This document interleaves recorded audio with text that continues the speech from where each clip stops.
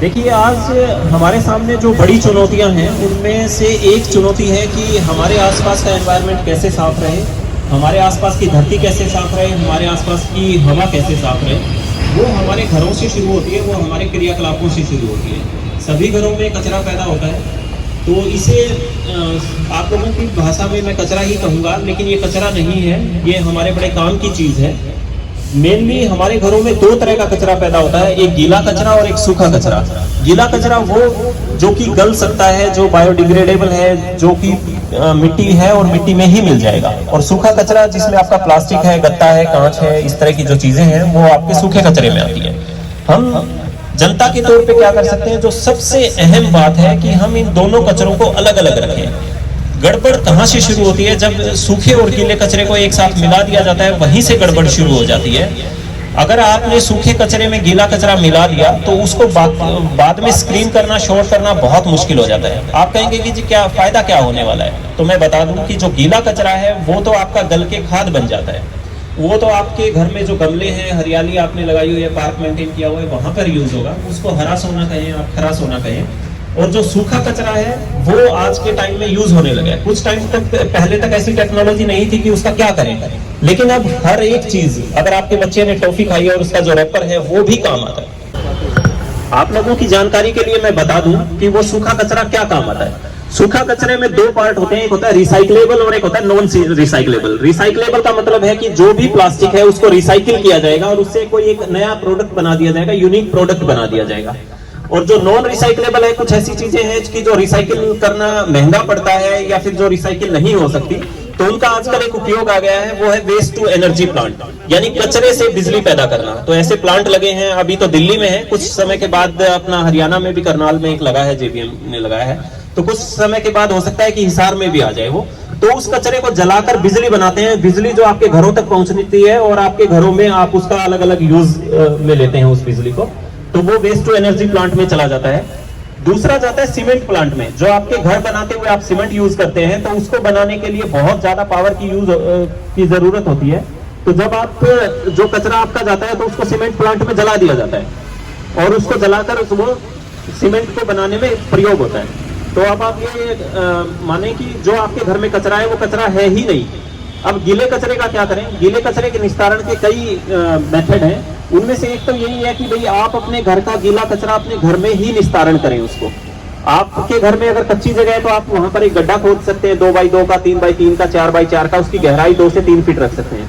जो भी आपके घर में कचरा पैदा होता है उसका गीले कचरे का मेनली जो पार्ट पैदा होता है वो होता है किचन में। इसलिए मैं स्पेशल आग्रह करूंगा, बिना निवेदन करूंगा यहाँ बैठी मातृशक्ति से, कि अभी तक हमारे समाज में जो किचन का काम है वो महिलाएं संभाल रही है। तो आप वो काम कर सकती हैं जो कि पूरे प्रशासन को आपके आसपास के प्रकृति संरक्षण में काम आएगा। तो आप उस कचरे के लिए एक अलग डस्टबिन रखें, 2 डस्टबिन रखें घर में, एक हरा डस्टबिन और एक नीला डस्टबिन। हरे डस्टबिन में वो सारा गीला कचरा जाने दें और नीले डस्टबिन में सूखा कचरा जाने दें, और दोनों को किसी भी कीमत पर मिक्स ना होने दें। अगर ये मिक्स हो गया तो समझो गड़बड़ वहीं से शुरू हो गई। अगर चेन की पहली कड़ी में गड़बड़ आ गई तो आगे तक गड़बड़ चलती ही जाएगी। तो अगर आपके घर में कच्ची जगह है तो आप वहां गड्ढा खोद के उसको डाल सकते हैं और उसको मिट्टी उसके ऊपर डालते रहे ताकि स्मेल ना आए। वैसे स्मेल धरती में जाने के बाद स्मेल आती नहीं है। या अगर आपके घर में कच्ची जगह नहीं है तो आप पास की, जैसे ये ग्रीन बेल्ट है, यहाँ पर एक पिट बनाई जा सकती है और पूरी जो लेन है आपकी 100 घर 50 घर वो आके यहाँ पे डाल सकते हैं, उसमें मिट्टी थोड़ा सा डाल दें। कुछ टाइम के बाद माइक्रोब्स जो हैं उनको खा के और ऐसा खाद बना देंगे जो आपके पौधों को बहुत बढ़िया ग्रोथ देगा, बहुत बढ़िया उनके ऊपर चमक आ जाएगी। तो ऐसी खाद में वो कन्वर्ट हो जाएगा। अब कुछ लोग कहते हैं कि भाई मैं यहाँ तक नहीं आऊंगा, ना मेरे घर में कच्ची जगह है, तो उसके भी अलग अलग मेथड हैं। अगर आप YouTube पे वीडियो देखेंगे तो एक बास्केट कंपोस्टिंग होती है। उस बास्केट में आप अपना कचरा डालते जाते हैं, चारों तरफ से आप उसमें छेद कर देते हैं ताकि उसको हवा मिलती रहे। हम इंसानों को जैसे ऑक्सीजन की जरूरत है, वैसे उन जीवाणुओं को, माइक्रोब्स को हवा की जरूरत होती है। वो और तेजी से अपनी ग्रोथ कर पाते हैं, वो और तेजी से अपना काम कर पाते हैं। तो आप इस तरह से कर सकते हैं। अब कुछ लोग कहेंगे भला जी मैं ये कर तो लूं, मेरे को फायदा क्या है? तो मैं फायदा आपको बता दूं कि जो भी परिवार अपने गीले कचरे का निस्तारण कर अपने घर पे करता है, तो मोटा मोटा अगर बाजार की कीमत से देखे तो वो 500 रुपए हर महीने अपने घर में बचा लेगा। ये तो बात हुई मॉनेटरी टर्म में। उसके बाद जो आपका लोड कहीं और दूसरी जगह पड़ना था, जो रिसोर्सेज लगने थे, वो रिसोर्सेज भी आपके पैसे से ही मैनेज किए जाते हैं। तो वो एक अलग बचत है। अब आप कहेंगे 500 रुपए कैसे बचेंगे जी? तो जो किचन वेस्ट से जो कंपोस्ट बनती है, अगर आप उसको अमेजोन या फ्लिपकार्ट पे जाके ऑनलाइन साइट्स पे देखेंगे तो 50 रुपए से ऊपर प्रति किलो उसका भाव है। अगर आप पूरे महीने में 30 किलो कचरा पैदा होता है और उससे 10 किलो भी कंपोस्ट बन गई तो आप लगा लें कि 500 रुपए तो वो हो गए। अब दूसरा, उसमें से एक लिक्विड निकलता है, काले से रंग का लिक्विड निकलेगा बाल्टी में से, जिसको ह्यूमिक एसिड बोलते हैं। वो भी एक बहुत पावरफुल मैन्योर है। उसको आप पत्तों पे छिड़क सकते हैं, उसको जड़ों में दे सकते हैं, उसको आप अपने जो भी आपने घर पे टेरेस गार्डन बना रखा है या लॉन क्रिएट कर रखा है तो उसमें आप उसको दे सकते हैं। उसका भाव 500 रुपए प्रति लीटर से ज्यादा है। मैं कहता हूं कि गुना भाग जोड़ घटा करके हम यही मान लें कि सिर्फ 500 रुपए ही बचने हैं, तो ये 500 रुपए आप अपने गीले कचरे से बचा सकते हैं। दूसरा, जो गीला कचरा निगम की गाड़ी में जाना था वो कहीं उसको कंपोस्ट प्लांट पे ले जाती, तो उसमें जो फ्यूल लगा, मैन पावर लगी, मेंटेनेंस कॉस्ट आई, तो वो भी आपके पैसे से वो भी बचेगी।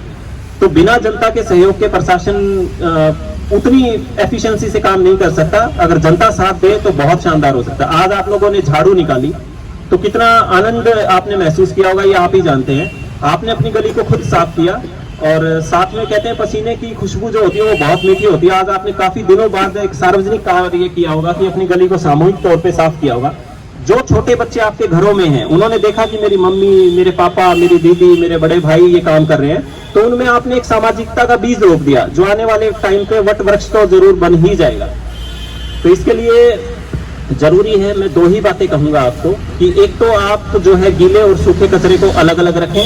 अगर आप निस्तारण कर सकते हैं अपने घर पे तो घर पे ही निस्तारण कीजिए। अगर अपने घर पे निस्तारण नहीं कर सकते हैं तो ग्रीन बेल्ट में कीजिए। ग्रीन बेल्ट में नहीं निस्तारण कर सकते हैं तो हमारी निगम की जो गाड़ी आती है तो आप उसमें एक अलग से कंपार्टमेंट बना हुआ है गीले कचरे का, तो गीला कचरा उसमें डालें, सूखे कचरे वाले कंपार्टमेंट में सूखा कचरा डालें। और अगर वो व्यक्ति अगर आपका गीला सूखा कचरा अलग अलग नहीं ले रहा तो ये भी हमारी ड्यूटी बनती है कि जो हमारी सेवा के लिए लगा हुआ है, जो हमारे काम के लिए लगा हुआ है, तो उसको भी ठीक करना, उसको भी करेक्ट करना हमारी ड्यूटी बनती है। कई बार वो जल्दी में होता है, कई बार वो आपका मिक्स कचरा ले लेता है, तो उसको आप टोकें। जब आप बार बार टोकेंगे तो उसको फर्क पड़ेगा इस बात का कि वाकई इस गली वाले मुझे टोकने लग गए और मुझे अब जो है गीला कचरा और सूखा कचरा अलग अलग लेना है। इसी के साथ में अपने शब्दों को विराम। साथियों, प्रकृति ने हमें बहुत ही नायाब तोहफे दिए हैं, लेकिन हम अपनी बेवकूफियों से उन सबका दोहन करते जा रहे हैं, बेवकूफ के साथ ही करते जा रहे हैं। चाहे वो जल हो, चाहे हमारे खनिज हो, चाहे और हमारे दूसरे ऐसे चीजें जो प्रकृति ने हमें दी है, हम या तो उसे दूषित कर रहे हैं या उसका दोहन कर रहे हैं। दोनों ही स्थितियां बहुत ही गलत हैं। इस ग्रीन बेल्ट में कुछ पेड़ बड़े पेड़ हो चुके थे, वो पेड़ किसी ने काट दिए रात को, आरी से वो भी, तो पता नहीं क्या सोच के उसने पेड़ काटे हैं। लेकिन आप देखो कि हमारी पीछे की जो कॉलोनी है उसके लिए ये बहुत बढ़िया बैरियर है। हमारा पोल्यूशन रोकती है, नॉइज पोल्यूशन और एयर पोल्यूशन दोनों को रोकती है हमारे को। अदरवाइज हमारे बच्चे बिल्कुल एक्सपोज रहते हैं इसके साथ। तो यहाँ तो जितने ज्यादा पेड़ हो उतना ही अच्छा रहेगा हमारे लिए। तो अब हम इस ग्रीन बेल्ट को डेवलप करने जा रहे हैं, इसको अच्छी बनाएंगे। और एक अच्छी बात यह है कि हमारे साथी अनिल मित्तल, उन्होंने भी सहायता के लिए हाथ बढ़ाया है और इसको अब हम इसको विधिवत रूप से प्रॉपर इसको मेंटेन करेंगे। हमारा प्यार हिसार निगम और मार्ट के हमारे साथी मिलकर इसको अच्छी बेल्ट बनाएंगे। हिसार का सौभाग्य है कि हमारे पास बहुत ही बढ़िया ग्रीन बेल्ट है। इंडस्ट्रियल एरिया से शुरू हो जाए आप, पूरे इंडस्ट्रियल एरिया के साथ, मॉडल टाउन के साथ, यहाँ पर राजगढ़ रोड पे, सिरसा रोड पे चारों तरफ ग्रीन बेल्ट है और ये हमारे फेफड़ों की तरह काम करते हैं। ये हमारे लंग्स हैं जो कि हमारे शहर को ताजा हवा देते हैं। तो हम कोशिश करें कि अपने बच्चों को वसीयत में सिर्फ धन और दौलत ना दें, एक अच्छा वातावरण भी देके जाएं। अब मैं हमारे साथी तरुण जैन जी हैं। तरुण हमारे एक ग्रीन लेन के अहम सदस्य हैं तरुण, और हर काम में बढ़ चढ़ कर भाग लेते हैं। जब भी कोई भी काम होता है समाज सेवा का, मैं उनसे निवेदन करूंगा कि कुछ शब्द वो भी अपनी बात रखें।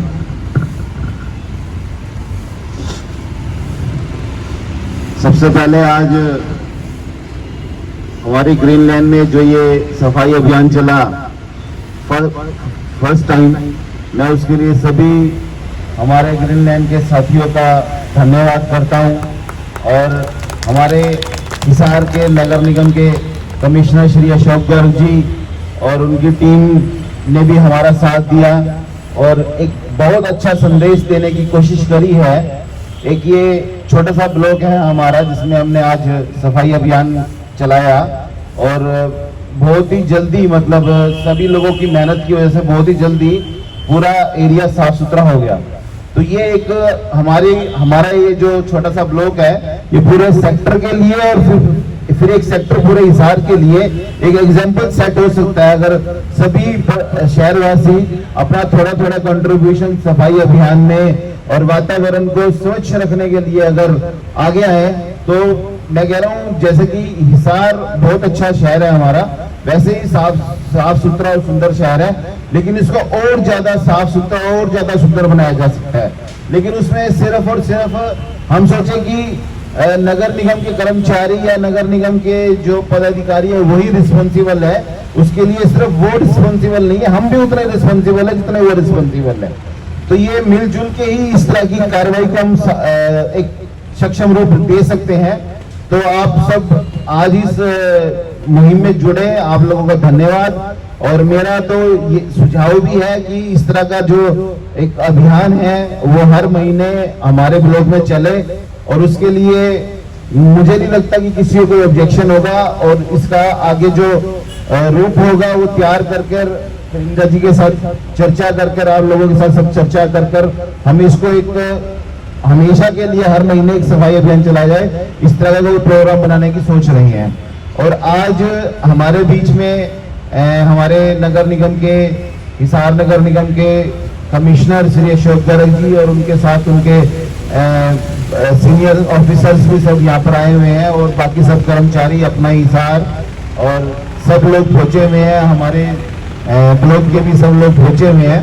तो आज इस ग्रीन बेल्ट की भी अभी जैसे बहुत दिनों से मैं कमिश्नर साहब से भी बात कर चुका था, कलेक्टर साहब से भी मेरी बात होती थी कि इस ग्रीन बेल्ट का कुछ ना कुछ किया जाए। इस ग्रीन बेल्ट में ना इतनी गंदगी रहती है और इस यहाँ पर असामाजिक तत्व भी बैठे रहते हैं, शरारतें करते हैं, तो उससे भी एक सेफ्टी पॉइंट ऑफ व्यू से भी ये काफी माइनस पॉइंट रहता है। तो ये साफ रहेगा तो किसी की हिम्मत नहीं होगी यहाँ पर गंद फैलाने की, या कोई अवांछित तत्व जो यहाँ पर आकर बैठकर रात को कोई ड्रिंक करता है, कोई कुछ और गलत काम करता है, तो उस तरह की एक्टिविटी नहीं होगी। तो हम सब लोग मिलकर थोड़ा थोड़ा अपना कंट्रीब्यूशन दें इन सब चीजों में, तो हमारा मोहल्ला, हमारी गली, हमारा सेक्टर, हमारा शहर बहुत सुंदर और साफ सुथरा और हरियाणा के पहले नंबर पर आ जाएगा। इस बात की मैं आपसे गारंटी देता हूं, लेकिन सबका थोड़ा थोड़ा सहयोग जरूरी है। धन्यवाद। थैंक यू करण। साथियों, अक्सर हम जब चारों तरफ समस्याएं देखते हैं, समस्याएं बहुत हैं चारों तरफ, तब हम प्रशासन को कोसते हैं, सिस्टम को कोसते हैं, लेकिन हम अपनी जिम्मेवारियों की तरफ नहीं देखते।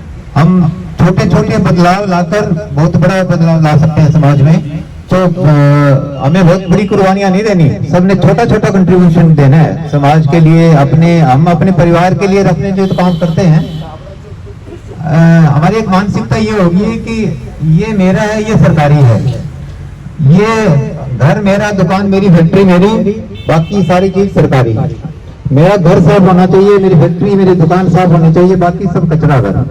तो इस मानसिकता से निकलना होगा हमारे को। वो गली भी हमारी है, ये ग्रीन बेल्ट भी हमारी है, ये सड़कें भी हमारी हैं। तो ये जब सब साफ होंगी तभी हमारा शहर साफ होगा। और इंदौर में यही हो रहा है, वहाँ पे आज हरेक नागरिक में ये एक जागरूकता आ गई है कि हमें अपना शहर साफ रखना है। तो वो मॉडल हमें अपनाना है हिसार के अंदर। और एक अच्छी बात यह है कि आज जो हमारे आयुक्त हैं हिसार में, अशोक गर्ग जी, वो बहुत ही दूरदर्शी कह सकते हैं, उनको एक काबिल ऑफिसर है, उनकी सोच है हिसार को एक बढ़िया शहर बनाने की। जो भी सफाई कर्मचारी हैं, ये उनके लिए इनके दिल में जो हमदर्दी और सहानुभूति है, उसका नतीजा है कि आज उनकी जो कंडीशंस है उसमें काफी सुधार आया है। तो हमें भी ये इस तरह की सोच रखनी होगी। जैसे गली में जब एक कचरे की गाड़ी आती है तो बेटा कहता है कि माँ कचरे वाला है, तो माँ कहती है बेटा कचरे वाले तो हम, ये तो सफाई वाला है। तो ये मानसिकता हमें रखनी पड़ेगी, सफाई कर्मचारियों के साथ हमें सहानुभूति रखनी पड़ेगी। 3 लाख लोग कचरा फैला रहे होते हैं और सिर्फ 500-700 लोग सफाई कर रहे होते हैं। तो ये संभव नहीं है कि शहर साफ हो जाएगा। वो कितनी भी मेहनत कर लेंगे, शहर नहीं साफ होगा जब तक कि हम गंदगी फैलाना कम नहीं करेंगे। तो ये आवश्यक है हमारे लिए। एक छोटी सी कविता आपके सामने प्रस्तुत कर रही है बिटिया।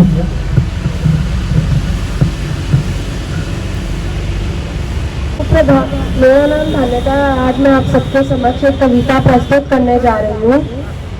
शहर गली में चर्चा है स्वच्छ भारत अभियान की, आओ बच्चों तुम्हें बताए महता कचरेदान की। बिना प्रबंधन बीमारी फैले जो दुश्मन जान की, उचित प्रबंधन खाद बनाता करता मदद किसान की। शहर गली में चर्चा है स्वच्छ भारत अभियान की, कपड़े की जोली विकल्प है पॉलिथीन की थैली की। शौचालय के लाभ समझना जरूरत हर इंसान की, लहर चली है सभी और अब मोदी जी के अभियान की।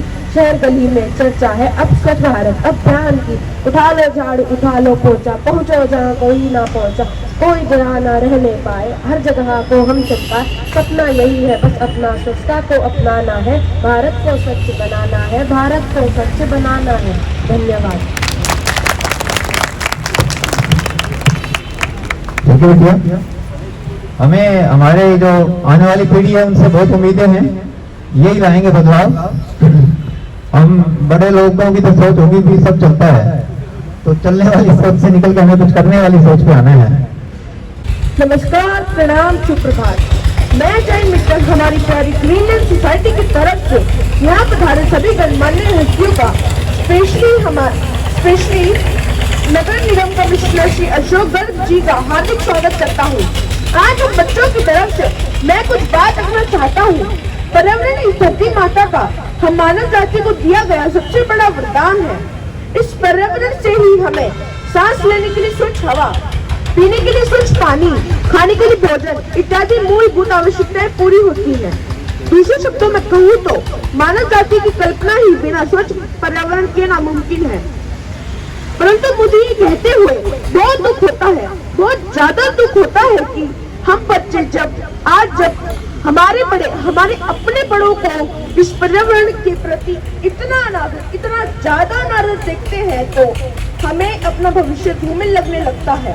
आप सब लोग जो कि हमारे जीवन पालक हैं, हमारे जीवन दायक हैं, आप जब मिलकर इस पर्यावरण का इतना अधिक दोहन कर रहे हैं कि शायद आप सब लोग चाहते हो कि आप अपनी जिंदगी तो अपनी शर्तों पर जिए, फिर चाहे आपके बच्चे जहर की सांस ले और जहर का पानी पिए। आप सबको मेरी बात बुरी लगी हो तो क्षमा चाहता हूँ, पर सच्चाई यही है। इस ग्रीन बेल्ट में हमने लगभग 4 साल पहले श्री क्लिंटा अंकल के साथ मिलकर कुछ पेड़ लगाए थे, परंतु थोड़े दिन पहले कुछ लालची लोगों ने वो पेड़ कटवा दिए जो पेड़ हमें भविष्य में सांसों का दान देने वाले थे। आज आप लोग प्लास्टिक्स का इतना अत्यधिक उपयोग कर रहे हैं जिससे मुझे लगता है कि हम बच्चों के लिए सिर्फ डस्टबिन रूपी पृथ्वी ही बचेगी। आप लोग कृपया हमारे भविष्य के बारे में सोचें और अपने स्वार्थी स्वभाव पर विचार करें। मैं हम सब बच्चों की तरफ से आप सबसे विनती करता हूँ कि आज आप सब लोग स्वच्छता का प्रण लें, राष्ट्र को त्यागने का संकल्प लें, पानी को बचाने की कसम खाएं, अत्यधिक पेड़ लगाएं और कूड़े कचरे को रिसाइकिल करने का प्रयास करें। यही आप सबका हम बच्चों के लिए सबसे बड़ा आशीर्वाद होगा। धन्यवाद। थैंक यू जी। सबसे पहले तो सभी मेरे जो बड़े हैं उनको सबको मैं नमस्कार करती हूँ और कमिश्नर साहब को बहुत बहुत नमस्कार करती हूँ। हमारा सौभाग्य है कि हमें ऐसे मतलब ऑफिसर मिले हैं, तो हमें मतलब ज़्यादा से ज़्यादा लाभ उठाना चाहिए और लाभ हम तभी उठा पाएंगे तब हम खुद से करेंगे। अभी मैं कल का उदाहरण देती हूँ, 14 तारीख का छोटा सा उदाहरण दे रही हूँ कि मेरे पोते का जन्मदिन था तो मैं केक लेके गई वहाँ। केक ले जाना कोई बड़ी बात नहीं है, केक लेके जाओ, केक काटो, लेकिन जो ये डिस्पोजल बर्तन है, प्लास्टिक की चम्मचे हैं, ये जो कटोरे जोड़ने लेके जाते हैं हम कागज के, तो खा के इनको हम वहीं लगा देते हैं। ये बहुत मतलब इनसे ही प्रदूषण फैलता है। तो हमने वहाँ पे स्टील की कटोरियाँ, जैसे रेजा दीदी हमेशा से बता आ रहे हैं भाई मतलब स्टील के बर्तनों का यूज करो। स्टील के बर्तन क्या है कि मतलब हमें धुल के और साफ होके और वहीं हम लगा सकते हैं उनको, लेकिन जो हम एसेसरी यूज करते हैं जितनी भी डिस्पोजेबल बनी हुई है अगर हम यूज़ नहीं करेंगे तो वो मार्केट में आनी ही बंद हो जाएगी। तो स्टार्टिंग अपने आप से करनी पड़ेगी।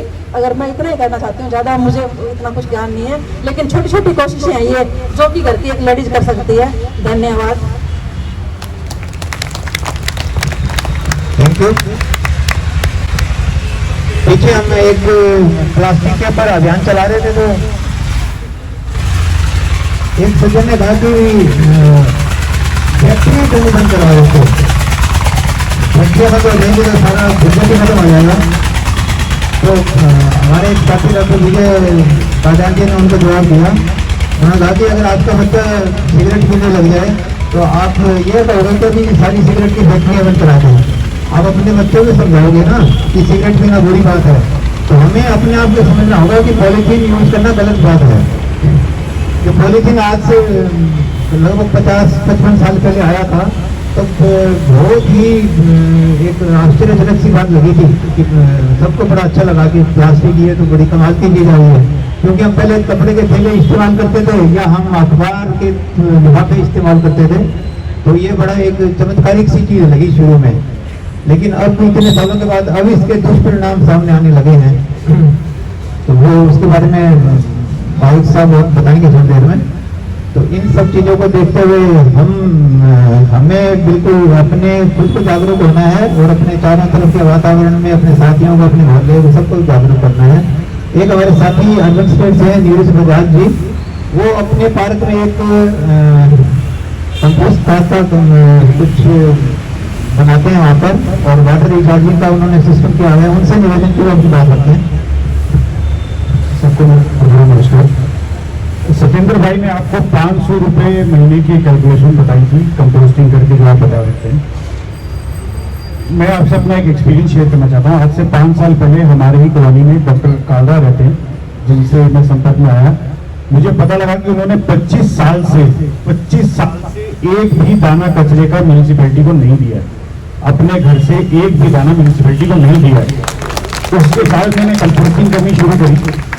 मैं आपको अपना पर्सनल एक्सपीरियंस बता रहा हूँ। जब आप पहली बार कंपोस्टिंग करके एक मुट्ठी खाद बनाएंगे, वो जो सेटिस्फेक्शन होगी वो 500 करोड़ में भी आपको नहीं मिल सकती। आप एक बार अपने घर पे कंपोस्टिंग शुरू करके देखें, और ये कोई मुश्किल काम नहीं है। आपको पूरे दिन में 5 मिनट से ज्यादा स्पेंड नहीं करना, आपको कोई पैसा स्पेंड नहीं करना, इसमें कोई कॉस्ट नहीं है। लेकिन वो एक मुट्ठी खाद जो है वो आज शायद आपकी पूरी संपत्ति, पूरी जायदाद से ज्यादा आपको सेटिस्फेक्शन दे सकता है। ये मैं आपको अपना पर्सनल एक्सपीरियंस बता रहा हूँ। कोई अपने घर पे अगर कंपोस्टिंग शुरू करना चाहता है, आई नो शुरू में बहुत सारे क्वेश्चन होते हैं दिमाग में कि कैसे करना है, तो हमारा प्यार हिसाब के किसी भी मेंबर को अगर आप फोन करेंगे तो somebody and I will be very happy, मैं घर में आके आपको समझाऊंगा कि कैसे करना है। जो भी मेरा भाई बहन शुरू करना चाहते हैं, प्लीज लेट अस नो। और एक बार मैं आपसे रिक्वेस्ट करता हूँ, सिर्फ एक बार इसको आप करके देखें। जो सेटिस्फेक्शन है वो किसी पैसे से उसकी कोई तुलना नहीं की जा सकती। तो जो शुरू करना चाहता है, please let us know. Thank you. Thank you Neeraj भाई। ये जो पीले वस्त्र में आपको कुछ सदस्य दिखाई दे रहे हैं, इनका थोड़ा परिचय आपसे करा दूं मैं। ये हमारा प्यार हिसार संस्था है। हमारे शहर में खास जो हिसार की एक ये बात है, यहाँ पे कोऑर्डिनेशन और किसी भी बात में अगर कोई एकमत होने वाली बात है तो यहाँ बहुत जरूरी है और जगह के मुकाबले। ज़्यादातर क्या करते हैं कि एक जो पॉलीथीन आता है, जैसे कोई बड़ा पॉलीथीन है, उसमें सारी सब्जियाँ, पॉलीथीनों में भी पॉलीथीन आ गई, सब्जियों के भी। मतलब एक तो आपकी मटर अलग सब्जी में उसके पॉलीथीन में डाल के दे देगा, आलू अलग पॉलीथीन में दे देगा। उनकी बड़ी मतलब वो बड़ी द्रुत गति से काम करते हैं सब्जी वाले। सारी की सारी चीजें आपकी 6 पॉलीथीन एक बड़े पॉलीथीन में आ जाती है।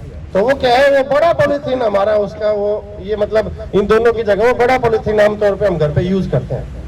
ऐसा ही करते हैं ना सारे के सारे, लगभग। फिर क्या है, उसी में सारी वो जो बड़ा एक पॉलीथीन जो सब्जी वाले ने या कहीं और से लिया था सारे उसका, उसी में फिर वो आपकी चाय की पत्ती की आपने वो छान दी, और साथ में जो छिलके हैं या और भी कुछ है, या प्लास्टिक की कोई बोतल है या वेफर्स के चिप्स के जो पैकेट है, ऐसा ही कर दिया। और फिर एक बड़ी ऐसी मार दी कांच, और उसको चलो हो सकता है कि आपके जो आपके घर पे गाड़ी आती है उसके अंदर डाल दिया, या आपने कहीं भी डाल दिया, मतलब आप अपने घर से बाहर कर दिया। ये है वो कारण जिसमें हम फंस गए। ये है वो सोर्स जिसे ये लैंडफिल बन जाते हैं बहुत हाइट के। आप उधर दिल्ली में देखकर अपने ढंढूर जाके देख लो, ज्यादा दूर जाने की जरूरत नहीं। तो साथियों वो जो ये हमने जो काम कर दिया ना, ये जो सारा मिक्सिंग कर दी सारी चीजों की, ये मिक्सिंग है जो हमारे लिए डेंजरस। तो ये आज ये हम एक्चुअली क्या है, हम इस बारे में सच में सोचना ही नहीं चाहते कि ये भी कोई बात है। तो जब भी आप कभी सिरसा साइड में जब जाना हो तो एक बार जब वो अपना फ्लाईओवर आ जाता है शिवानी से चंडीगढ़ रोड वाला और हम सिरसा वाला जो ट्रांजैक्शन है, तो एक बार जरा सा ब्रेक लेके साइड में एक बार जाके देखना जरूर कि हमने ये क्या कर दिया। अब तो उसको हम उठा रहे हैं, खूब सारे पैसे देके भी, करोड़ों रुपए का खर्चा उसमें आएगा, उसको जो कहाँ से हटेगा। लेकिन अब आगे हम जाएंगे कहाँ? हम कहीं नहीं जा सकते। तो कोशिश करिए साथियों, बहुत सारा जो हमारा है वो हम अपने ही लेवल पे, अपने ही घर पे, अपने इस जैसे छोटी छोटी सोसाइटी की एक ग्रीन एरिया है, इसमें ही उसको अपने लेवल पे काबू कर सकते हैं। तो बस ज्यादा लंबे चौड़े भाषणबाजी तो खैर मैं नहीं करूंगा, इतनी हम आपसे वैसे ही संवाद करते रहेंगे। लेकिन ये प्रण आज इस मंच से और इस ग्रीन लेन जो सोसाइटी का ये ग्रीन बेल्ट है, यहाँ से एक ये प्रण जरूर लेके जाइएगा कि हम आगे से अपने जो दिनचर्या है उसमें सिर्फ और सिर्फ घर को ही साफ करने में नहीं रहेंगे, अपने आसपास को भी साफ रखेंगे। और ये जो कचरा की जो भी निस्तारण है, या तो आप इसको कंपोस्टिंग की तरह कर सकते हो, या आप इसको जो निगम की जो गाड़ी आती है, अगर वो खुद भी नहीं करना चाह रहे, कई बार उधर भी प्रॉब्लम है, तो आपने क्या करना है, सिर्फ अपने जो सेग्रीगेटेड जो भी कचरा है, गीला और सूखा, उसको उसी फॉर्म में हैंड ओवर करना है। एक तरफ आपने ये किचन वेस्ट रखना है जिसमें ये सारे सब्जियां और ये जो छिलके और जो चाय पत्तियों की बात हो रही थी, और एक तरफ आपने सूखा रखना है। वो सूखा भी रिसाइक्लेबल है। आपकी कोल्ड ड्रिंक की बोतलें, इनकी बहुत कीमतें हैं, ये रिसाइकल हो जाती है। प्लास्टिक की ब्यूटी यही थी कि ये बार बार भी यूज होने की कैपेसिटी में था, लेकिन हम गीले के साथ अगर इसको मिक्स कर देते तो वो फिर वो मिक्स हो जाता है। माइक्रो प्लास्टिक बल्कि हमारे एनवायरमेंट में आ जाता है और हमारे शरीर में भी मौजूद है। और फिर डॉक्टरी वाली बातें तो बहुत है यहाँ, जो माइक्रो प्लास्टिक से कैंसर कॉजिंग है। प्लास्टिक के भी कई प्रकार है, जैसे ये थर्मोकॉल वाले जैसे कप आते हैं, ये तो बिल्कुल ही प्रोवन कैंसर कॉजिंग है। तो मैं तो इतना कहना चाहूंगा, बाकी आप सबसे भी ये निवेदन है कि कुछ ना कुछ अपने इनपुट जरूर दीजिए, अपने सुझाव हो, चाहे वो आपकी समस्या तो बल्कि कम देखो। समस्या तो मेरे खुद भी, मैं कल अपने सीनियर साथियों से जैसे मैं समस्या ज्यादा ही देखने लग जाता हूँ। एनर्जी हम सब में बहुत सारी है, बस चैनलाइज होने की जरूरत है। तो अब मैं आप सबके बीच में आऊंगा आपसे कुछ इनपुट लेने के लिए। कोई वॉलंटियर जो अपने आप आएगा, नहीं तो फिर दो चार बातें मैं खुद करवाऊंगा आपसे। हमारी टीम यहाँ पे है तो मैं ममता जी से ही शुरुआत करूँगा।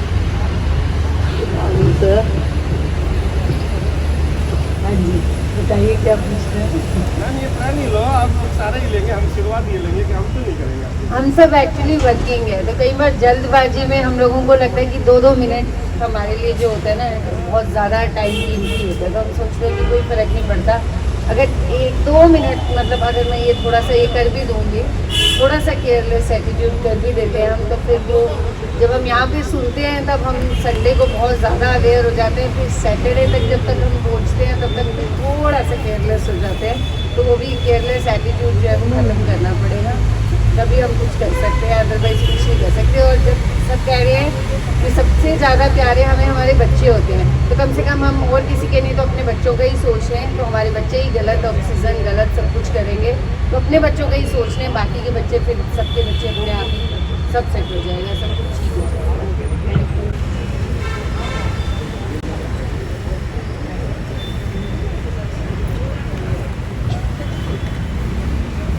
हमारे बीच में आज के मुख्य अतिथि डॉक्टर कमल गुप्ता जी पधार चुके हैं। हम ग्रीन लैंड सोसाइटी व हमारा प्यार हिसार की ओर से उनका हार्दिक स्वागत करते हैं, अभिनंदन करते हैं। ऊंचा नीचे थोड़ा सा। नमस्कार डॉक्टर। ओके, मेरा निवेदन अशोक परब जी से कि मंच पर आए, कृपया अपना स्थान ग्रहण करें। हमें खुशी है कि आज हमारे बीच में शहरी निकाय मंत्री हमारे अपने शहर के डॉक्टर कमल गुप्ता जी हमारे बीच में हैं। और डॉक्टर कमल गुप्ता जी के बारे में यही कहना चाहूँगा कि बहुत ही सकारात्मक सोच के ऐसे राजनीति के कम ही मिलते हैं जितनी इतनी अच्छी सोच को लेकर चलते हैं। यह तो हो सकता है कि कभी किसी का व्यक्तिगत कार्य इनसे ना हुआ हो, लेकिन कभी भी कोई विकास की बात हो, कोई सार्वजनिक कार्य हो, उसके लिए हमेशा डॉक्टर गुप्ता तत्पर रहते हैं। पिछले साल एक बार हमें मौका में राकेश अग्रवाल जी हमने एक प्रोजेक्ट के बात में था कि एक इको फ्रेंडली शमशान भूमि होनी चाहिए, और मैं राकेश जी हैदराबाद गए, कई और जगह पे हमने स्टडी की। तो जब वो प्रपोजल हमने डॉक्टर साहब से शेयर किया तो इनको एकदम से क्लिक किया कि ये बहुत अच्छी बात है।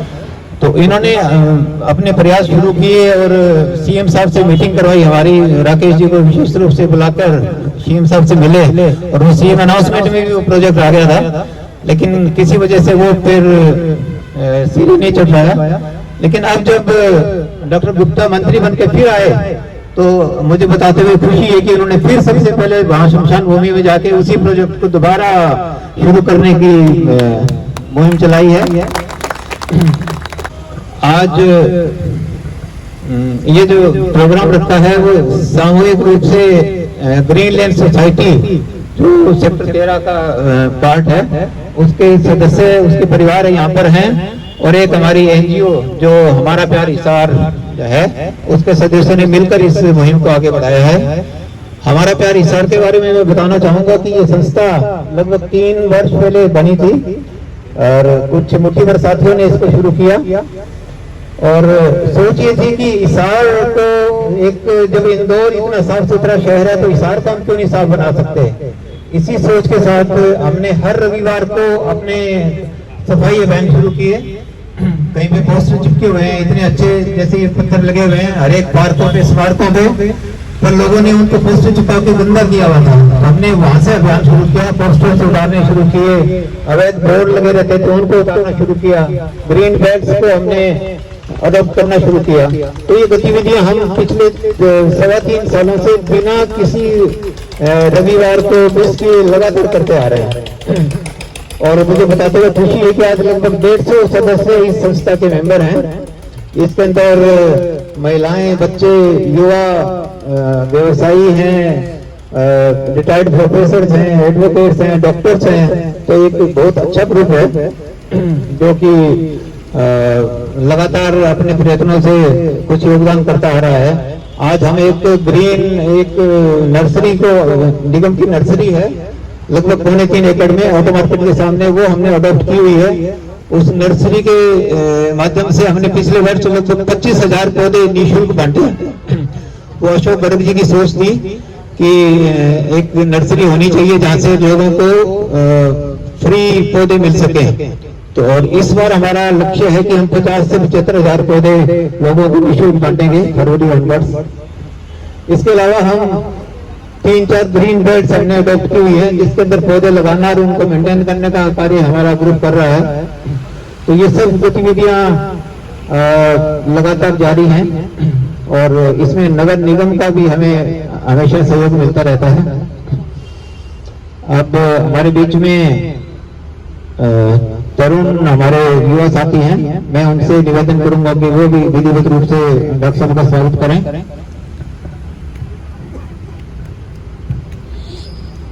आज हमारे प्रांगण में हमारे हरियाणा प्रदेश के माननीय मंत्री श्री कमल गुप्ता जी पहुंचे। मैं उनका यहाँ पर पहुंचने पर बहुत बहुत स्वागत करता हूं और साथ में नगर निगम के कमिश्नर श्री अशोक गर्ग जी वो भी पहुंचे हुए हैं, मैं उनका भी बहुत बहुत स्वागत करता हूं। जी की जो संस्था बनाई हुई है हमारा प्यारा हिसार, ये हमेशा हिसार को सुंदर बनाने में हमेशा आगे रहती है, काम करते रहते हैं। उनकी टीम को भी मैं बहुत बहुत बधाई देना चाहूँगा। और आज हमारे जो ग्रीन लेन के जितने भी सदस्य, सभी बड़े बुजुर्ग, मेरे माताएं बहनें जो बैठी है, मैं उनको भी धन्यवाद देना चाहूँगा और उनको मुबारकबाद भी देना चाहूँगा कि ये हमारे लिए एक बड़ा ही सौभाग्य की बात है कि आज हमने एक सफाई अभियान की और एक स्वच्छ जो संस्था की जो अभियान की शुरुआत करी है वो आगे भी हमारी निरंतर चलती रहे। और खाली एक मैसेज के साथ ही पूरे हिसार को हम एक अपना अलग स्थान दिलवा सकते हैं। तो सभी अपनी अपनी थोड़ा सा जो दायित्व है, रिस्पॉन्सिबिलिटी है, उनको समझे। हमारे बीच डॉक्टर उमेश काला जी भी पहुंचे हैं, मैं उनका भी स्वागत करता हूं। तो डॉक्टर साहब आइए। आज जैसा कि मैंने कल हमने मंत्री जी से बात करी, कमिश्नर साहब से बात करी, तो उन्होंने 1 मिनट में ही बिना सोचे समझे हाँ कर दी, हाँ हम आपके सफाई अभियान में जरूर आएंगे। तो ये इनकी जो सोच है ये दिखाती है कि ये हिसार को लेके कितने सीरियस है उस काम में। चाहे रात का टाइम हो, चाहे सुबह का टाइम हो, चाहे दिन का टाइम हो, ये हर दम अपने कार्य में लगे रहते हैं। तो हमें भी अपने एरिया में, अपने घर के आगे साफ सफाई का ध्यान रखना चाहिए। अभी मेरे से पहले भी बताया था कि ये हरा डस्टबिन और जो नीला डस्टबिन है, इसका हमें कैसे यूज करना है, हम कैसे अपने पर्यावरण को साफ स्वच्छ रखकर प्रदूषित होने से बचा सकते हैं। आने वाली पीढ़ी को, हमारे बच्चों को एक अच्छा एनवायरनमेंट दे, उसके लिए हम सबको थोड़ी थोड़ी कोशिश करनी पड़ेगी। तो आज सभी आप लोग यहाँ पर पहुंचे, मैं सबका स्वागत करता हूँ। डॉक्टर साहब पहुंचे, उनका स्वागत करता हूँ। और इस मुहिम में सभी आगे बढ़ चढ़ कर हिस्सा ले, ऐसी मेरी उम्मीद है। धन्यवाद। और थैंक यू तरुण। हमारे बीच में राकेश अग्रवाल जी हैं, मिड टाउन ग्रैंड के स्वामी और बहुत ही सोशल एक्टिविस्ट हैं। इन्होंने 9/11 में एक जैसे ये ग्रीन बेल्ट है, उतना ही बड़ा एक पार्क है इनके सामने, गुलमोहर, तो उन्होंने वहां पे सब लोगों को उस पार्क के साथ जोड़ दिया है और बहुत ही सुंदर कार्य वहां पर ये कर रहे हैं। मेरा निवेदन राकेश जी से कि 2 मिनट वो भी अपनी बात रखें। धन्यवाद सुशील जी। माननीय मंत्री महोदय, आयुक्त महोदय, नगर निगम के सभी कर्मचारी, हमारा प्यारा हिसार और ग्रीन लेन सोसाइटी के यहाँ पर सभी सदस्यगण, आज ये बहुत ही सौभाग्य की बात है कि जैसा सुशील जी ने बताया कि चाहे कितना ही प्रयास सरकार कर ले, जब तक पब्लिक प्राइवेट पार्टनरशिप नहीं होगी, पीपीपी मोड नहीं होगा, तो काम नहीं हो पाएगा। अभी 2 संडे पहले जैसे सुशील जी ने बताया कि सेक्टर 9/11 में एक गुलमोहर सोसाइटी बनाई गई है और उसके बाद हमारा प्यारा हिसार में जॉइंट वेंचर किया, तो उसके बहुत ज्यादा रिजल्ट आए। हमने 50 घरों को वहां पर जोड़ा है। और अब मैं आपको बताते हुए मुझे बड़ा ये सौभाग्य मिल रहा है कि वो सारी की सारी सोसाइटी इतनी सेल्फ सफिशिएंट हो गई है। आप कभी भी आते जाते वहां देखेंगे तो गुलमोहर सोसाइटी एक लैंडमार्क बन गया है सेक्टर 9/11 में। तो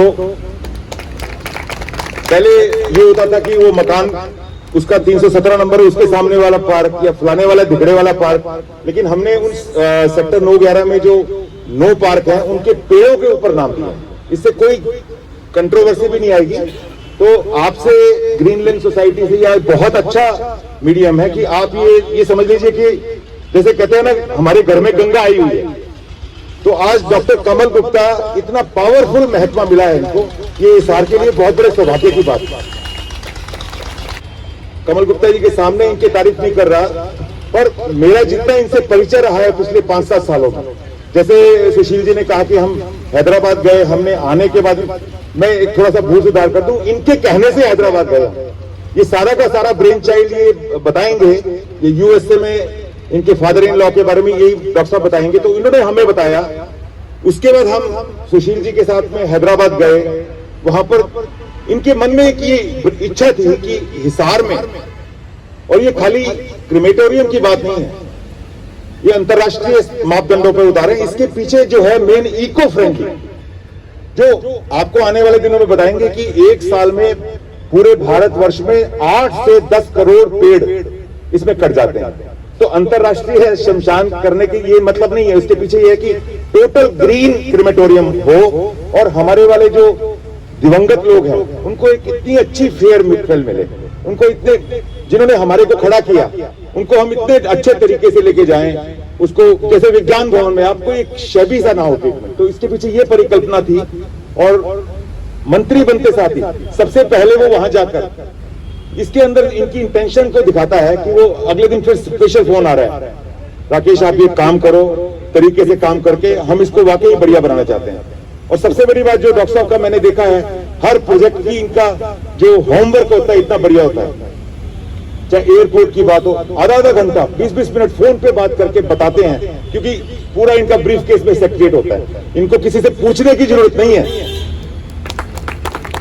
हिसार का कोई भी प्रोजेक्ट हो, और अभी भी बोल रहे हैं कि यहाँ पे क्या करना है, क्या करना चाहते हैं, इनके मन में लगन है। और साथ में इनके हमारे आयुक्त महोदय बैठे हैं।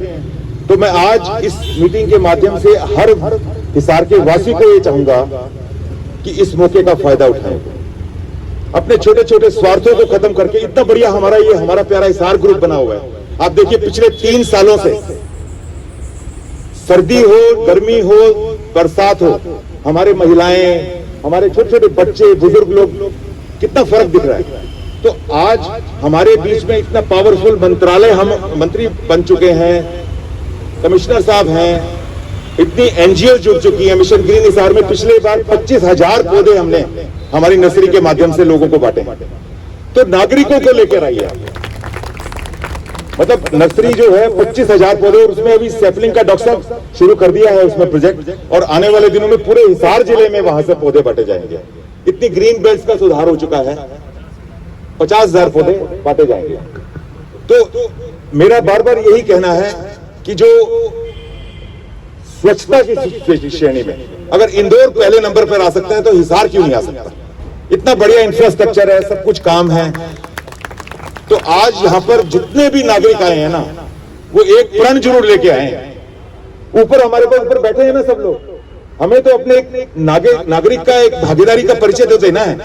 आप देखिए इंदौर से ऊपर नहीं चले जाए तो आज यहाँ सभी वचन लेकर जाएं, और जो हमारी भागीदारी है, जो अपने सजेशंस हैं, वो देकर एक बहुत ही खूबसूरत तरीके से हिसार को स्वच्छता की श्रेणी में टॉप की जो है फरिश्त में लेकर आए। यही कहना है। बहुत बहुत धन्यवाद। धन्यवाद राकेश जी, आपने बहुत अच्छी बातें हमारे सामने रखी। सबको मेरा नमस्कार। आदरणीय गुप्ता जी, मंच पर विराजित गर्ग साहब, अन्य सभी महानुभावों, साथियों, दोस्तों, आज हमारे सेक्टर का सौभाग्य है कि स्वच्छता अभियान की सोसाइटी के थ्रू एक बहुत बड़ा अभियान चला जा रहा है, जिसमें आशीर्वाद देने आज हमारे माननीय मंत्री जी आए हुए हैं। आदरणीय गुप्ता जी का यहाँ आने पर और सभी मंच पर विराजित सभी का बहुत बहुत धन्यवाद। आदरणीय गुप्ता जी, थैंक यू जैन साहब। हमारे बीच में हमारे डायनेमिक आयुक्त महोदय उपस्थित हैं। इनके आने के बाद पर्यावरण में कितना बदलाव आया है, इनकी कैसी सोच, मैं थोड़ा सा आपको बता दूं कि इन्होंने देखा कि जो संस्थाएं काम कर रही है उनको किस तरह की दिक्कतें आ रही हैं। तो सबसे बड़ी दिक्कत होती थी कि पानी देने में पौधों को, पानी ढोकर लाना, पौधों को देना पूरी। एक तो पहले मैं ये बताऊं कि संस्थाएं तो पहले भी होत रही होंगी अलग अलग, लेकिन पर्यावरण पर कार्य करने वाली संस्थाएं पहले नहीं थी। अब कम से कम आधा दर्जन संस्थाएं हिसार में ऐसी हैं जो विशेष रूप से पर्यावरण पर कार्य कर रही हैं। आप कभी जहाजपुर की तरफ जाओगे तो वहां पे 2 संस्थाएं उस क्षेत्र की काया पलट कर दी है उन्होंने। हमारी जैसी 4-5 संस्थाएं एक्टिव है। तो जब हमारी समस्या इन्होंने देखी तो इन्होंने निगम की तरफ से 5 वाटर टैंकर लगवा दिए हैं, जो हर रोज जहां पर भी पानी की आवश्यकता होती है वो टैंकर वहां पे जाके पानी देते हैं। एक समस्या ये थी कि पौधे लगाने के लिए गड्ढे खोदने की बड़ी समस्या थी, तो गड्ढे हाथों से खोदना बड़ी दिक्कत थी एनजीओ में सदस्यों को छोटे छोटे। तो इन्होंने पूरा एक डिगर ट्रैक्टर के पीछे लगवा के निगम की तरफ से वो परचेज करवा दिया। और पिछले वर्ष इन्होंने निगम के ट्रैक्टर द्वारा 5,000 गड्ढे खोदे गए हिसार के अंदर। तो इस सोच के हमारे आयुक्त महोदय अशोक गर्ग जी से मेरा निवेदन कि वो अपना संबोधन रखें हमारे सामने। आदरणीय डॉक्टर कमल गुप्ता जी, शहरी स्थानीय निकाय मंत्री हरियाणा, मंच पर विराजमान अन्य महानुभाव और हमारा प्यार हिसार ग्रीनलैंड सोसाइटी और इस एरिया के निवासी डॉक्टर कमल गुप्ता जी मंत्री नहीं बने थे। मंत्री बनने से जस्ट मेरे ख्याल से हफ्ता 10 दिन पहले सर ने मुझे बुला के कहा था कि हम हिसार को इंदौर की तरह क्यों नहीं बना सकते, और इन्होंने इच्छा जाहिर की थी कि आप इंदौर का टूर प्लान कीजिए, मैं भी साथ में चलूंगा, और जो हमारे फंक्शनरीज हैं सफाई के वो सारे साथ में चले ताकि हम इंदौर में देख के आए और उसको फिर हिसार में लागू करें। सौभाग्य से यही विभाग इनको मिल गया है, इसके लिए मैं आप सबको बधाई देता हूं। और मुझे लगता है कि हमारे पास एक सुनहरी मौका है कि हम हिसार को भी इंदौर से भी ऊपर लेके जाएं। निगम और सरकार अपनी तरफ से कोशिश कर सकती है, लेकिन जब तक शहर के लोगों की भागीदारी नहीं होगी, जब तक शहर के लोग ये नहीं समझेंगे कि हमें अपना शहर साफ सुथरा करना है, तब तक माफ करना हम अपने उद्देश्य में कामयाब नहीं हो सकते। आप लोगों से, घर के लोगों से निगम की 2 अपेक्षाएं ज्यादा हैं, 2 उम्मीदें हैं निगम की। एक तो 2 डस्टबिन सामने रखे हैं, ये जानबूझ के मेज पे रखे हुए हैं ताकि हर रसोई में 2 डस्टबिन हो। हरे डस्टबिन में गीला कचरा हम डाल दें और नीले डस्टबिन में सूखा कचरा डालें। और जो डोर टू डोर निगम की गाड़ी आती है कचरा उठाने के लिए, उसमें भी आप सुनिश्चित करें कि अलग अलग डल रहा है। निगम के कर्मचारी अपनी तरफ से काम करते हैं, लेकिन यदि उनको एहसास होगा कि लोग भी जुड़े हुए हैं तो और ज्यादा जिम्मेदारी के साथ काम करेंगे। अलग अलग ना डल रहा हो तो आप हमें बताएं कि आपकी इस गाड़ी में अलग अलग नहीं डल रहा, उसमें हम सुधार करेंगे। कचरे को अलग अलग करना ही हमारे डंडूर के कचरे के पहाड़ को तुरंत 70% कम कर देगा। अब कहीं पे जंगल नहीं बचे, इसलिए ऐसी कोई जगह नहीं बची जहां पे हम कचरे को ले जाके डाल सकते। डंडोर वाला हमने साफ करना शुरू किया है एयरपोर्ट की वजह से। दूसरी कोई साइट हमें अभी तक मिली नहीं, जहां पे भी कोशिश करते हैं वहीं पे लोगों का विरोध शुरू हो जाता है कि जी हाँ कचरा क्यों डालोगे आप अपने शहर का कचरा हमारे गांव में लाके क्यों डालते हैं। और उनकी बात जायज लगती है, वहां भी तो लोग ही रहते हैं, हमारे जैसे लोग रहते हैं, कोई उनका सिस्टम हमसे कोई छोटा मोटा थोड़ी है, बराबर क्या है, हमारी तरह सांस लेते हैं। तो हम अपना कचरा वहां लगाए कैसे डाल सकते हैं, अनैतिक भी है।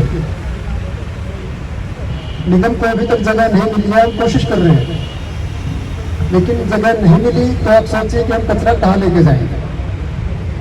तो इतना ही हम ध्यान रख लें कि रसोई में गीला और सूखा कचरा अलग अलग डाल दें और हमारी निगम की गाड़ी में भी अलग अलग हो, तो 70% कचरे का निपटान होगा। इसमें गीले कचरे की खाद बन जाएगी। हमने शहर में 8 जगह कंपोस्टिंग प्लांट लगाए हुए हैं, उनसे जो खाद बनी है सर अच्छे ने उसको टेस्ट करवाया था और उसकी क्वालिटी बहुत अच्छी है।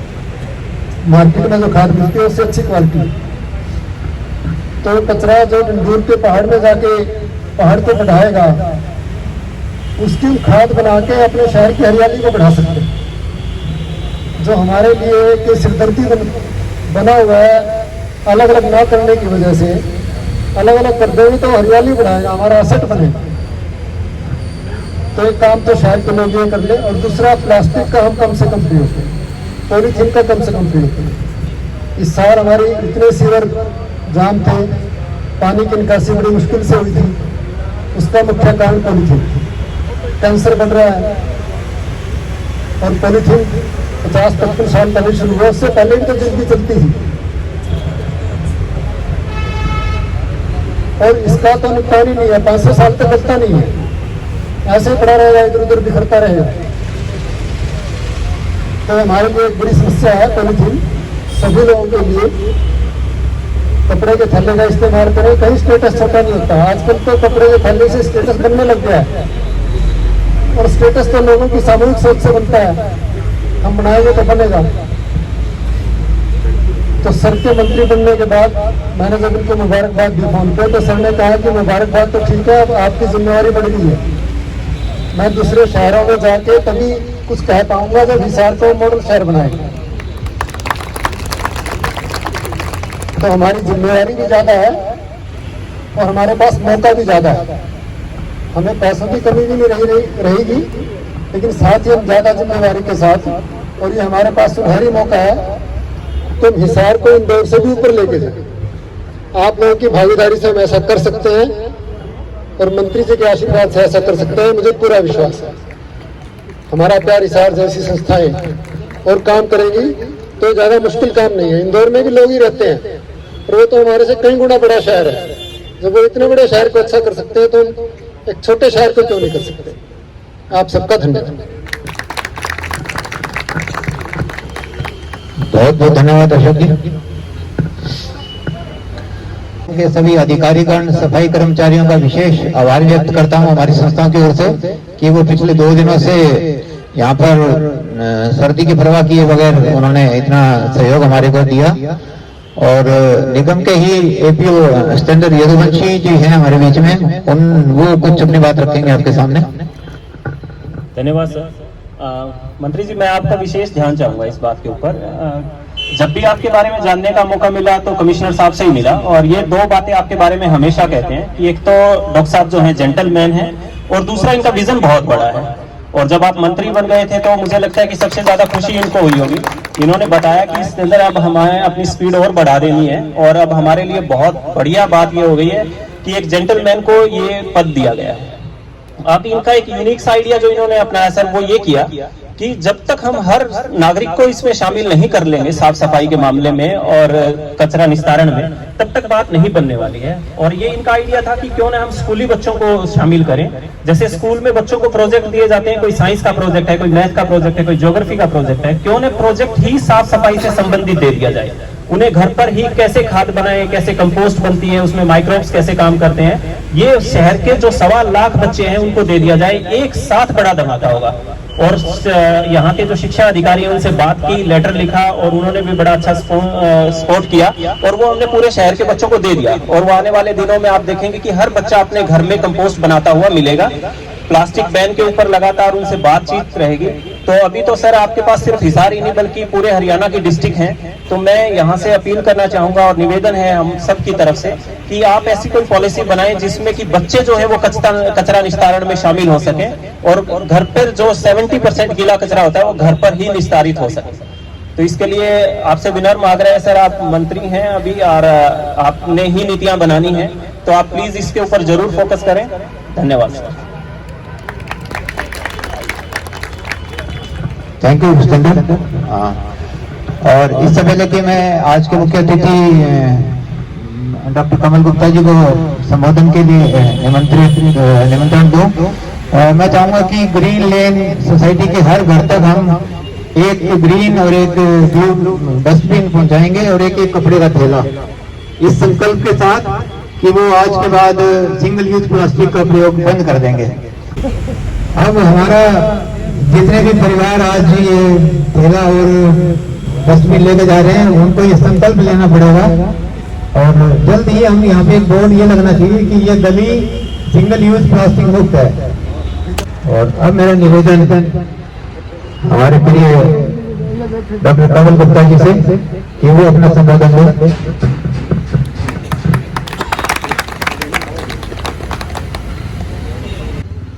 आज बड़े ही सुंदर कार्यक्रम में, स्वच्छ कार्यक्रम में, और इस देश के यशस्वी प्रधानमंत्री ने भी एक नारा दिया, स्वच्छ भारत स्वस्थ भारत, और फिर हरियाणा के मुख्यमंत्री ने भी नारा दिया कि स्वच्छ हरियाणा स्वस्थ हरियाणा। और उसी के तहत हिसार की दोनों टीमें, हमारा प्यारा हिसार और ग्रीन लैंड सोसाइटी, इनके सभी कार्यकर्ता अनेक पिछले काफी समय से ये काम हिसार में कर रहे हैं, ये सबको बिलीव है।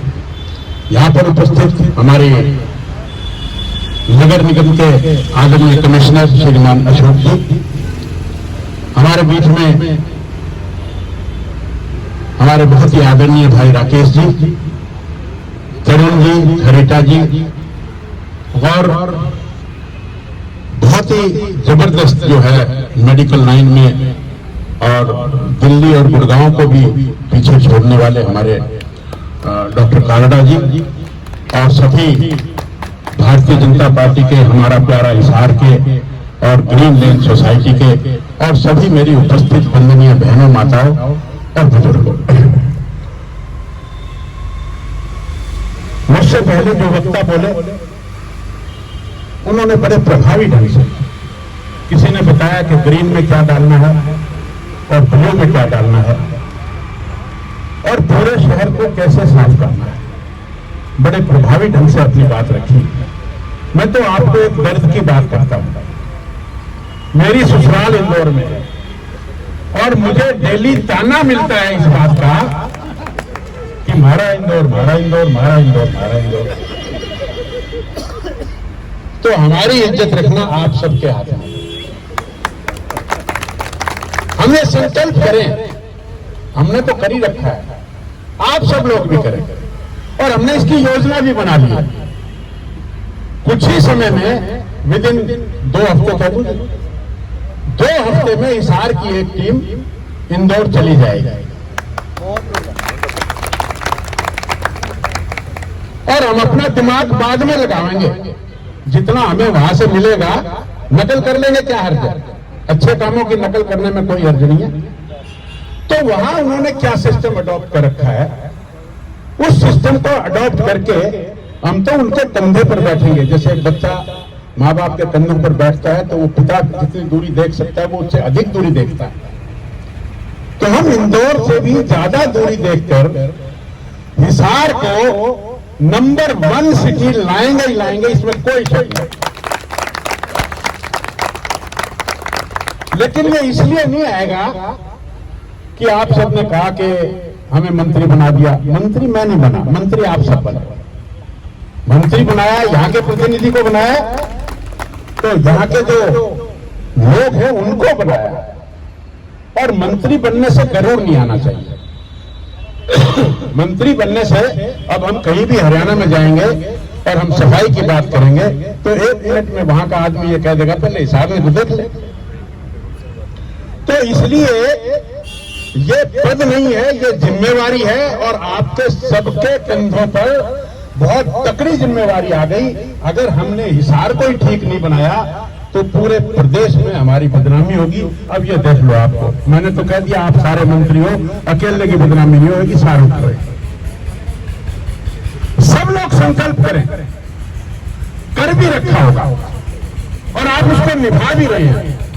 हम अपने हाथ से कागज का एक छोटा सा टुकड़ा भी घर के बाहर नहीं डालेंगे। ये कर सकते हैं संकल्प?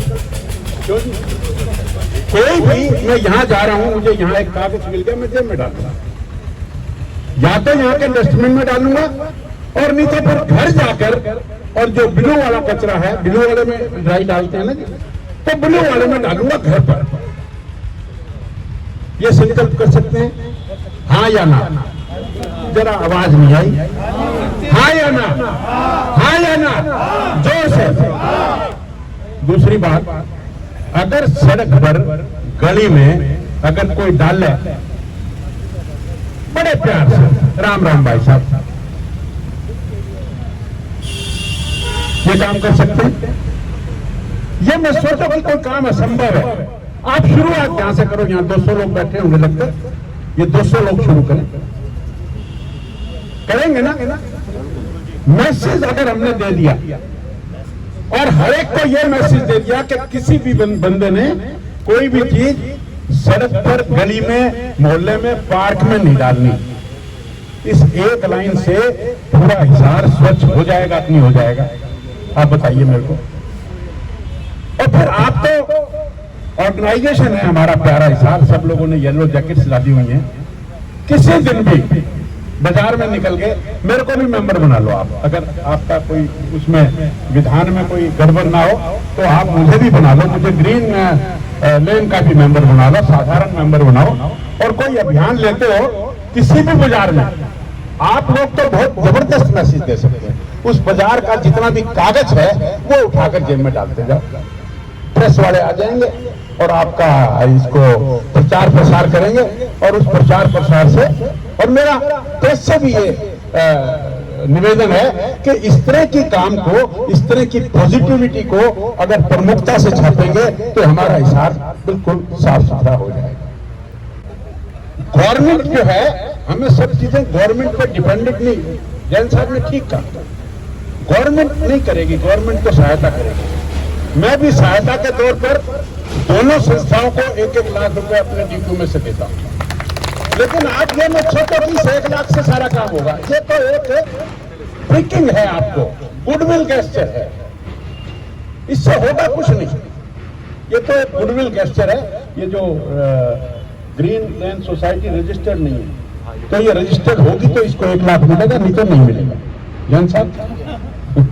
और ये जो हमारा प्यारा इशार है, ये पैसे और मिल जाएंगे, कोई बात नहीं है, और बढ़ा दूंगा, जैसे आप कहोगे वैसा कर देंगे। आपने जिम्मेवारी दी है और ये जिम्मेवारी आप सबको मिली है। तेरा तुझको अर्पण, क्या लागे मेरा, और मैं क्या करूंगा बताओ। जो ग्रांट मिली है मैं उसका क्या करूंगा, ग्रांट आपको और मिल जाएगी, लेकिन उस ग्रांट का भरोसा काम नहीं होगा। वो ग्रांट के भरोसे रहोगे तो आप सुस्त बन जाओगे, लेजी बन जाओगे। जितने भी एनजीओज होते हैं वो गवर्नमेंट की ग्रांट पर नहीं चलते। मैंने भी एनजीओ चलाई, आज भी चलाता हूं, अनेक प्रकार की एनजीओ चलाई है। पैसा बाजार में जाकर मांगा है और कभी भी झोली खाली नहीं रही। पैसे की कमी किसी भी चैरिटेबल इंस्टीट्यूशन में, आप जितने भी यहाँ बैठे हैं, बताओ किसी को कोई कमी आई हो तो आपका कोई भी प्रोग्राम हो मुझे सूचना दें, मैं भी उसमें साधारण सदस्य की तरह आऊंगा, आपके साथ मिलकर काम करूंगा।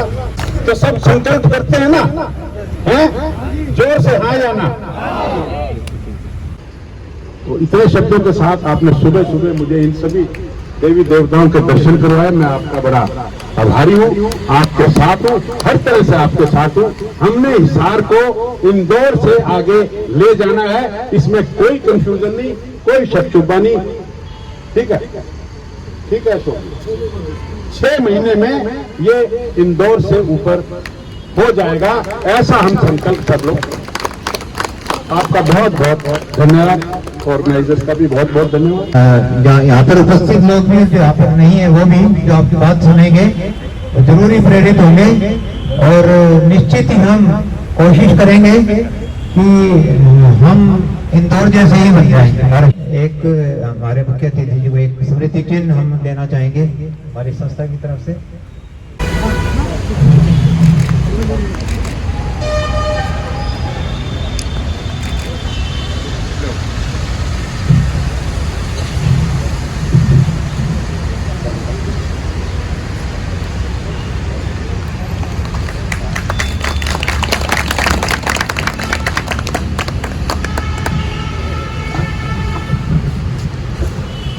डॉक्टर साहब से एक निवेदन हम और करेंगे कि निगम ने जो इतने अच्छे स्मारकों पे, पार्कों में इतने अच्छे पत्थर लगा रखे हैं, लेकिन कुछ लोग इनको पोस्टरबाजी करके या अवैध पोस्टर से लगा के इनको बड़ा गंदा करते हैं। तो वो भी एक अपील हमारी उनसे ये भी रहेगी कि ये परंपरा बंद हो। किसी का भी अगर पोस्टर कहीं भी पार्क में लगा मिले, उसके खिलाफ सख्त से सख्त कार्रवाई की जाए। जो पोस्टर जिसके नाम का होगा, या तो वो ऑन करे, एफिडेविट दे कि मैंने ये पोस्टर नहीं बनवाया, या जिस प्रिंटिंग प्रेस है उससे पूछा जाए और उस पोस्टर वाले के खिलाफ सख्त से सख्त कार्रवाई की जाए और उसमें कोई ढिलाई ना बने।